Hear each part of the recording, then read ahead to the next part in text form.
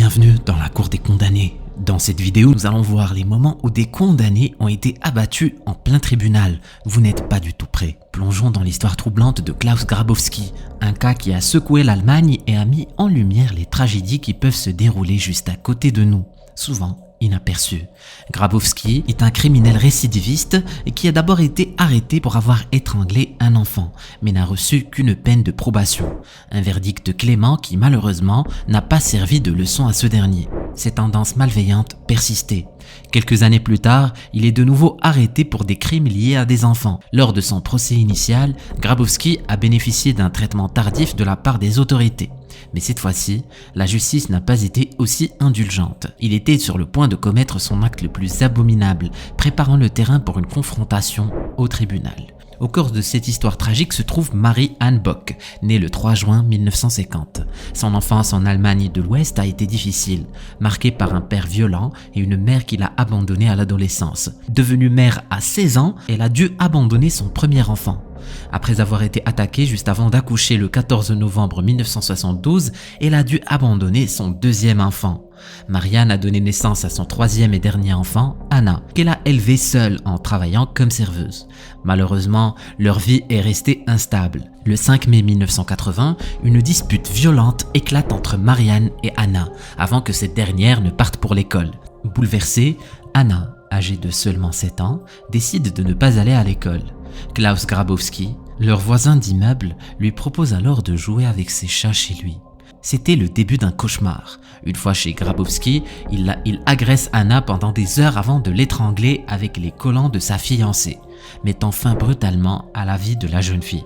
Quand sa fiancée découvre l'horrible vérité, elle appelle immédiatement la police. Les autorités retrouvent le corps sans vie d'Anna au bord du canal et arrêtent rapidement Grabowski. Le procès de ce dernier commence le 3 mars 1981. Dans une tentative désespérée de se dédouaner, Grabowski accuse la petite fille qu'il a arrachée du monde. Il prétend qu'Anna a tenté de le séduire. Mais what? Lui demandant de l'argent et menaçant de le dénoncer. Il se peint comme la victime de cette histoire tordue, ce qui provoque la colère de Marie-Anne, déjà accablée par la douleur et par tant de souffrance. Le 6 mars 1981, lors d'une audience apparemment normale, Marie-Anne passe à l'action. Dissimulant un pistolet calibre 22 sous ses vêtements, elle tire 7 balles sur Grabowski, 6 atteignant leur cible.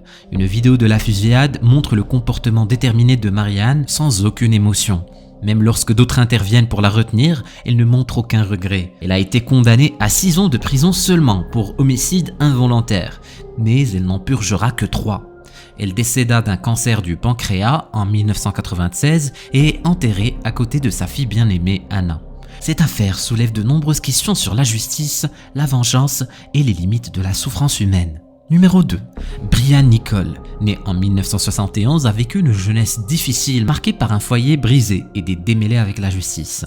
Malgré ces obstacles, il termine ses études secondaires et s'inscrit brièvement à l'université. Mais son implication dans des activités illégales, notamment des délits liés à la drogue, le conduit sur un chemin sombre. Nichols est finalement jugé en 2005, alors qu'il était conduit au tribunal du comté de Fulton à Atlanta pour son procès. Personne ne pouvait imaginer que cette journée déclencherait une série d'événements catastrophiques. Nichols commence son carnage en maîtrisant une shérif adjointe, s'emparant de son arme et ôtant sa vie. Poursuivant sa frénésie meurtrière, Nichols entre dans la salle d'audience et tire sur le juge-président, Roland Barnes, et sur une sténographe judiciaire, Julian Brando, les tuant tous deux. Après ces crimes odieux, il s'échappe du tribunal, déclenchant une grande chasse à l'homme et plongeant Atlanta dans la terreur et la panique. Nichols se lance dans une folie meurtrière de 26 heures, impliquant des carjackings, des fusillades supplémentaires et une prise d'otage. Il parvient à échapper à la capture tout en installant la peur dans toute la ville. La terreur de Nichols prend fin lorsqu'il kidnappe une femme dans son propre appartement. Cependant, il fait un choix inattendu. Il relâche son otage indemne et se rend aux autorités. Les motivations de cette reddition surprenante restent floues. Certains pensent que Nichols a eu un revirement de conscience, tandis que d'autres estiment qu'il était fatigué et conscient que son arrestation était inévitable. Le a marqué profondément la ville, les familles des victimes et le système judiciaire. Le procès de Brian Nichols pour les crimes commis dans le tribunal a été suivi avec une grande attention par les médias et le public. En novembre 2008, il a été reconnu coupable de tous les chefs d'accusation, est condamné à de multiples peines de prison à vie, sans possibilité de libération conditionnelle. Cette issue a été perçue par beaucoup comme une réponse nécessaire et ferme à la gravité des actes commis. Numéro 3. Le cas de Jonathan Schmitz. Cette histoire survenue en 1995 illustre la complexité de la santé mentale, l'impact dévastateur de l'exposition médiatique et comment un événement peut changer la vie de tous les impliqués. Jonathan Schmitz, un homme calme et humble, a été propulsé sous les feux des projecteurs après sa participation à l'émission Jenny Jones, un show connu pour ses sujets sensationnels. Invité sous prétexte de rencontrer un admirateur secret, Schmitz fut confronté en direct à Scott Amador, qui révéla publiquement son attirance pour lui. Cette révélation, accueillie par des rires et des applaudissements du public, a visiblement embarrassé Schmitz. 3 jours après l'enregistrement, le 9 mars 1995, Schmitz, submergé par la honte et l'humiliation, a tragiquement tué Amador. Arrêté et accusé de meurtre au premier degré, Schmitz s'est retrouvé au cœur d'un procès hautement médiatisé, devenant un symbole des limites éthiques de la télé-réalité et des conséquences de l'humiliation publique. La défense de Schmitz a souligné son état mental, arguant que l'humiliation subie dans l'émission l'avait poussé au bord du gouffre, provoquant dépression et désespoir. Il plaidait pour une accusation moindre, affirmant que Schmitz n'était pas dans son état normal lors du crime. Mais en mars 1996, le procès a pris un tournant dramatique et inattendu. Dans un geste désespéré, Schmitz a tenté de mettre fin à ses jours en pleine salle d'audience, créant une scène de chaos et de peur indescriptible. Survivant miraculeusement à cette tentative, l'incident a soulevé des questions cruciales sur la sécurité dans les tribunaux et le traitement des personnes souffrant de troubles mentaux. Après cet événement, l'état mental de Schmitz a été encore plus scruté. Des psychiatres nommés par le tribunal ont diagnostiqué une dépression et un trouble de la personnalité. Finalement, il a été reconnu coupable de meurtre au second degré, la cour acceptant en partie l'argument de la défense sur l'influence néfaste de l'émission Jenny Jones sur son état mental. Il a été condamné à une peine de 25 à 50 ans de prison. Numéro 4. David Paradis. Malheureux dès le début, a vu son chemin s'obscurcir lorsqu'il s'est retrouvé au cœur d'une affaire judiciaire complexe. Tout a commencé en décembre 2006 lorsqu'il a été arrêté pour un crime effroyable, la mort suspecte de sa petite amie, Eileen Pelt.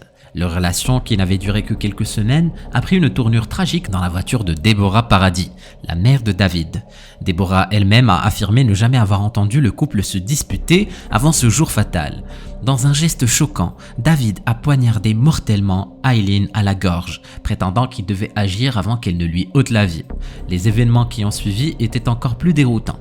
Ignorant la gravité de son acte, David a forcé sa mère à le conduire en Californie jusqu'à un lieu éloigné, dans la comté d'Amador, où il a abandonné le corps sans vie d'Eileen le long d'une route. L'équipe de défense de Paradis a tenté d'expliquer son comportement, en affirmant qu'il était sous l'effet de la méthamphétamine lors de l'incident.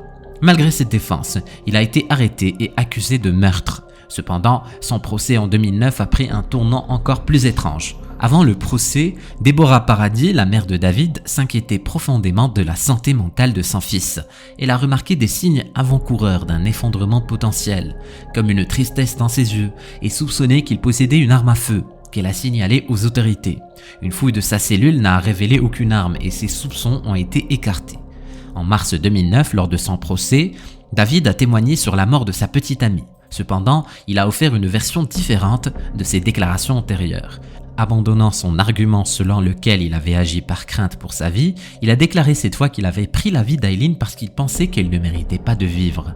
Ce changement dramatique dans son récit était à la fois intriguant et préoccupant. Le procès a été interrompu lorsque Deborah Paradis, bouleversée, a quitté la salle d'audience en larmes. Après avoir exprimé son inquiétude quant à la santé mentale de son fils, pendant cette courte pause, David Paradis a pris une décision fatale. Il s'est approché par derrière du juge Fox et l'a attaqué avec une arme tranchante non identifiée. Il a poignardé le juge à plusieurs reprises et l'a également attaqué physiquement. Plusieurs visiteurs du tribunal ont tenté d'intervenir, mais c'est le détective Eric Bradley qui a pris son arme et a tiré sur Paradis. Malgré ses blessures, le juge Fox a été évacué de la salle d'audience sur une civière et s'en est bien remise. David est décédé des suites de ses blessures par balle. Ce tournant inattendu a laissé derrière lui un sillage de destruction. La famille de David, en particulier sa mère Deborah et son frère Aaron Paradis, étaient accablés de tristesse. Ils étaient convaincus que la tragédie aurait pu être évitée si les autorités avaient géré différemment sa santé mentale en déclin. Aaron a révélé que son frère souffrait de schizophrénie paranoïaque, une maladie confirmée et bien connue, et a soutenu que David n'aurait pas dû être appelé à la barre dans son état mental. Si tu aimes bien ce genre de contenu, n'hésite pas à me le faire savoir dans les commentaires. Écris « Je me suis abonné » et je te répondrai personnellement.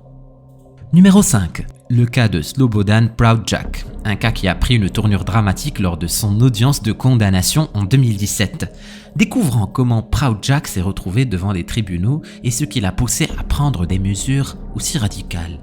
Slobodan Proudjak, né en Yougoslavie en 1945, était un Croate de Bosnie qui semblait mener une vie ordinaire. Éducateur et entrepreneur en électronique, sa vie bascula durant la guerre d'indépendance de la Croatie en 1991. Jack rejoint alors l'armée croate, grimpant les échelons jusqu'au grade de général et jouant un rôle clé dans le conflit. Cependant, son leadership aurait impliqué des crimes de guerre, tels que des attaques contre des lieux de culte, des pillages et des agressions sur des personnes. Il commandait également un camp d'entraînement notoire où des hommes bosniaques subissaient brutalité et mauvais traitements. Après le conflit en 1995, Jack retourna à la vie civile en tant qu'homme d'affaires prospère, lançant une société de production et une entreprise de tabac, et écrivant plus de 25 livres.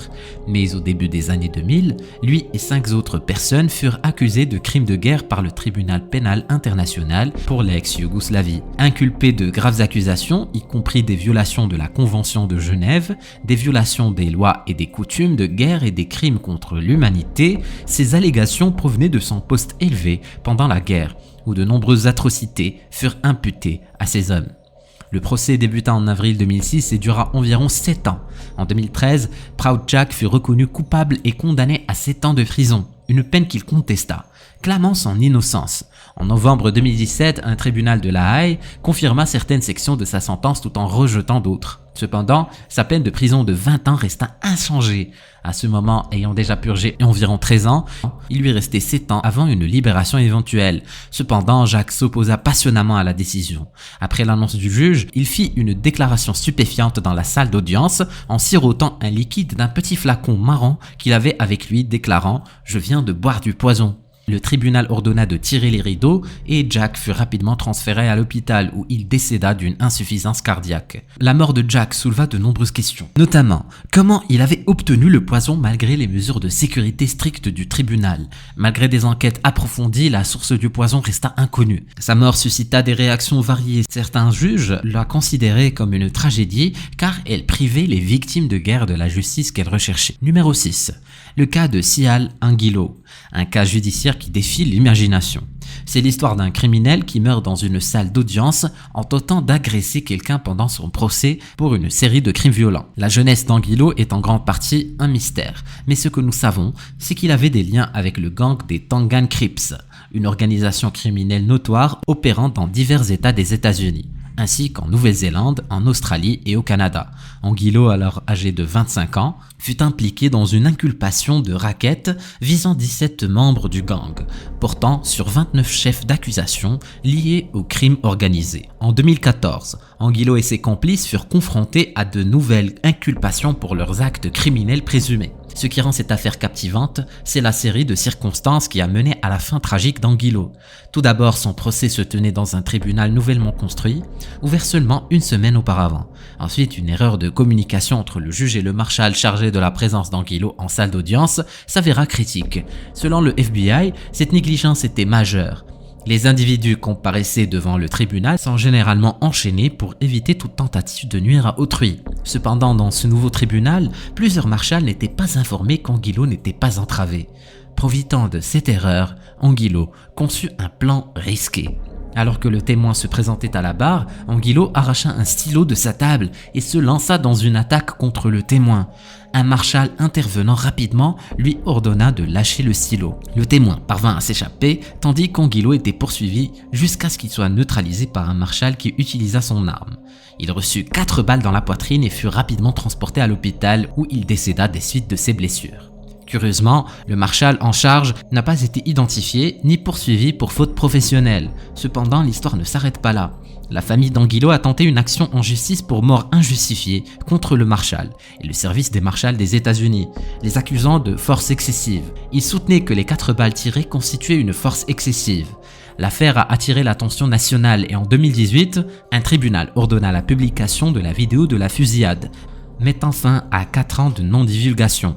L'avocat de la famille Robert Six a affirmé que les 3 derniers coups de feu avaient été tirés alors qu'Anguillo était déjà à terre, constituant une force excessive. Cependant, le juge Dowell n'était pas d'accord avec cette interprétation et a rejeté l'affaire.